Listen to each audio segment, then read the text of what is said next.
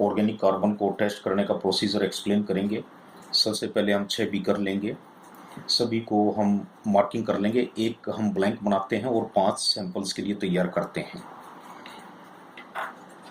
Samples को test करने के लिए हम जो सैंपल्स हैं उन पे भी हमने मार्किंग सभी सैंपल्स पे डाल रखी है। ऑर्गेनिक कार्बन के लिए हमें 0.4 ml सोइल लेनी होती है, तो सबसे पहले हम इसको 0.4 पे सेट करेंगे और सैंपल 1 से 0.4 ml सोइल लेंगे और सैंपल 1 ऑर्गेनिक कार्बन जिस पे मार्किंग 1 डाल रखा है उस बीकर में हम 0.4 ml लेंगे और उसी तरीके से दूसरे सैंपल से और कंटिन्यूसली जैसे 3, 4, 5 अभी हम 2 का ही करके दिखा रहे हैं यहाँ पे 5 सैंपल, सभी सैंपल से 0.44 ml सोइल हम ले लेंगे। उसके बाद जो ब्लैंक है, ब्लैंक में हम 11 ड्रॉप डिस्टिल वाटर डालेंगे। 1, 2 और सभी में एक वायल OC1 और एक वायल OC2 की हम सभी सैंपल्स में और ब्लैंक में भी हम डालेंगे। ऑर्गेनिक कार्बन के 50 सैंपल्स के लिए रिएजेंट इसमें आएंगे, उस पर ऑर्गेनिक कार्बन मेंशन्ड होगा, तो इसमें से एक OC1 की वायल लेंगे और एक OC2 की लेंगे। एक वायल सभी में हम OC1 की डाल देंगे पहले,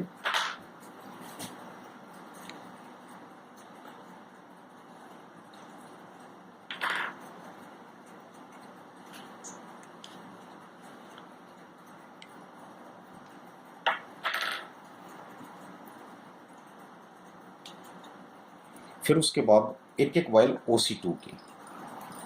OC2 ये सल्फ्यूरिक एसिड है, तो इसको डालते हुए थोड़ा सा ध्यान रखें कि हाथों को न छुएं।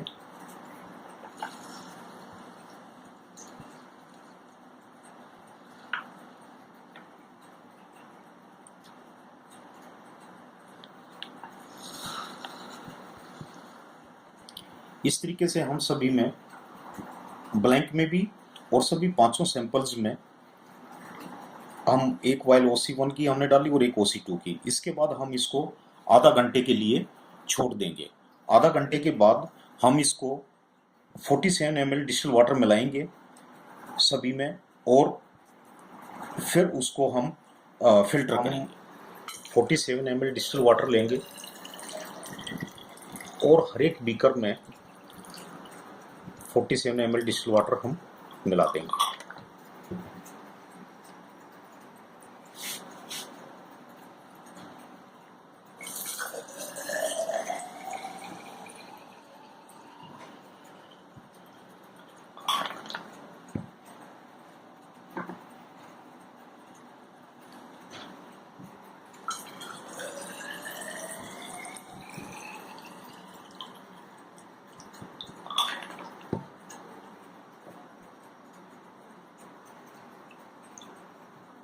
इसी तरीके से हम अभी हमने 2 ही सैंपल कर रहे हैं, अदरवाइज हम 5 के 5 उसमें हम ये मिला देंगे। इसके बाद हम इसको फिल्टर करेंगे। इसी तरीके से हम जैसे हमने इन पे मार्किंग किया हुआ है जिसमें हम फिल्टर करेंगे उन पे भी हम मार्किंग डाल देंगे। OC1 जिस पे मार्किंग किया हुआ है उसको OC1 में, OC2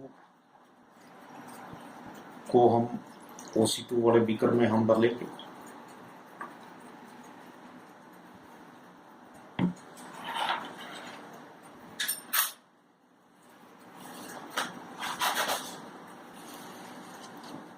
ब्लैंक को हमने फिल्टर नहीं करना है। इसके बाद जब ये फिल्टर हो जाएगा इसको पूरा फिल्टर होने दें। फिल्टर करने के बाद हम इसको मीटर में टेस्ट करेंगे।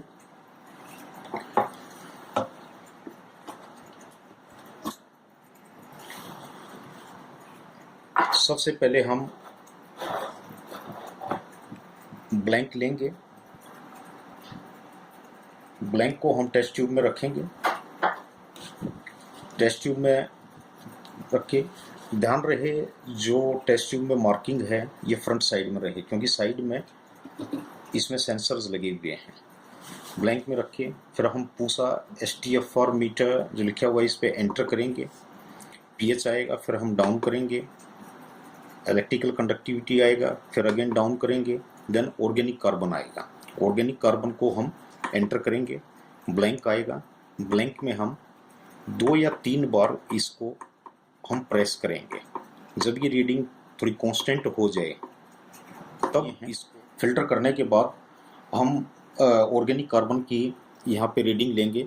सबसे पहले हम एंटर प्रेस करेंगे, pH आएगा, उसके बाद हम डाउन करेंगे, इलेक्ट्रिकल कंडक्टिविटी आएगा, देन डाउन करेंगे, ऑर्गेनिक कार्बन आएगा।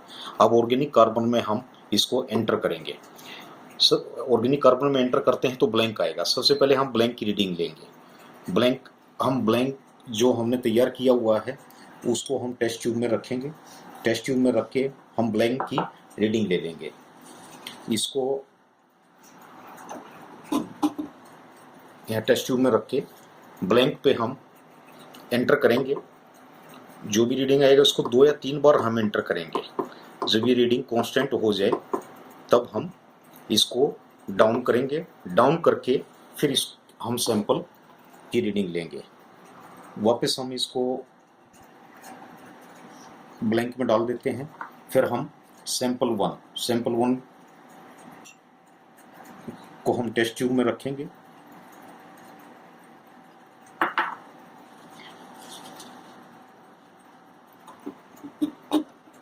और यहाँ पे सैंपल पे हम एंटर कर देंगे। अब ये सैंपल 1 की रीडिंग यहाँ पे शो करेगा। सैंपल 1 0.187%।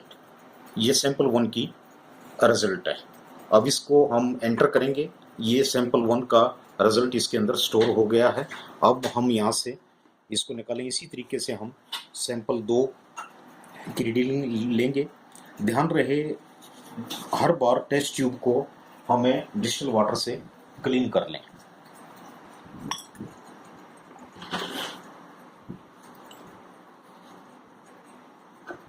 फिर हम सैंपल 2 को लेंगे।